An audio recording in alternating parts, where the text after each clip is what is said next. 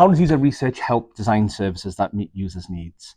If anyone's ever done any woodworking, you'll understand the phrase, measure twice, cut once. That's what user research is. It's having an idea of what's causing a problem, going through, checking on it, coming in, doing it again, making sure, testing designs, testing ideas, and going, will this work with somebody? Have a look. Yes, it will. Great. That stops you from designing a service in a vacuum, putting it out there and watching it maybe not succeed.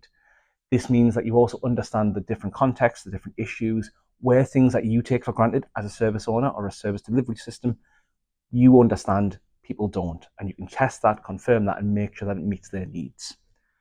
And an example of when user researchers made a significant change to a service. So previously I worked in a service in which we issued penalties to users, and we sent out a letter that had been written by our lawyers, and they were not getting responses. Things were going to debt collection agencies. It was a really difficult service. So we took that letter out to real people and we showed it to them, and they looked at it and said, if I saw that, I would just throw it away. I have no clue what it means. And that was the best possible outcome. Others were absolutely terrified into inaction. So we then redesigned that letter. We changed it. We took it back. We rewrote it. We restructured it. We stripped off the content. People suddenly looked at it going, yeah, still a little scared, but I'm able to take action to it.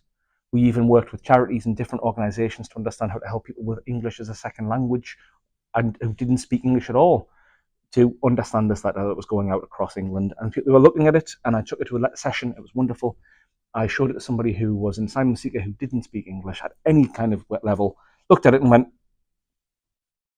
I'll just call. He said this to an interpreter. And that meant we suddenly saw a massive spike in response rate. We saw a massive increase in case changes and caseload.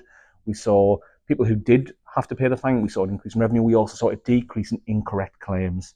And we saw a massive change in process. And people were suddenly going from being, I'm terrified, to, I can deal with this. And that's a really important part. And we wouldn't have done that if we didn't go to a library one afternoon with a handful of letters and say, what do you think? And that's all it took.